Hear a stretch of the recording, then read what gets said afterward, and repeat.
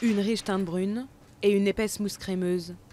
La Guinness fait la réputation de l'Irlande dans le monde entier. Depuis 1778, elle est élaborée ici à la brasserie St James, dans le centre de Dublin. De là, chaque jour, des camions-citernes partent à Belfast, en Irlande du Nord. Le champagne irlandais y est conditionné avant de revenir dans la capitale irlandaise pour être exporté. Avec le Brexit, la possibilité de nouveaux contrôles aux frontières inquiète les professionnels. En moyenne, notre industrie, c'est 23 000 mouvements de camions par an. Donc chaque retard, même d'une heure, se traduirait par un surcoût de 100 € par camion pour l'industrie. Guinness appartient au géant mondial des boissons Diageo.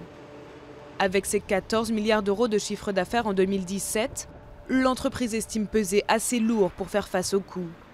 Mais selon le représentant de l'association du fret irlandais, Diageo se préparerait à déplacer certaines activités de Belfast vers la République d'Irlande en cas de Brexit difficile. En l'absence d'accord, des axes comme celui-ci, l'autoroute entre Dublin et Belfast, pourraient être ralentis par des contrôles. Et ce sont les consommateurs qui feraient les frais d'une possible augmentation des coûts de production. C'est ce que redoute le gérant de ce pub nord-irlandais situé à une centaine de mètres de la frontière où la Guinness coule à flot. C'est déjà assez difficile de faire venir des clients ici en ce moment. Si le coût grimpait et que je vendais une pinte 10 centimes plus cher, j'en entendrais parler pendant 3 ou 4 semaines avant que les clients l'acceptent. John n'est pas le seul à s'inquiéter.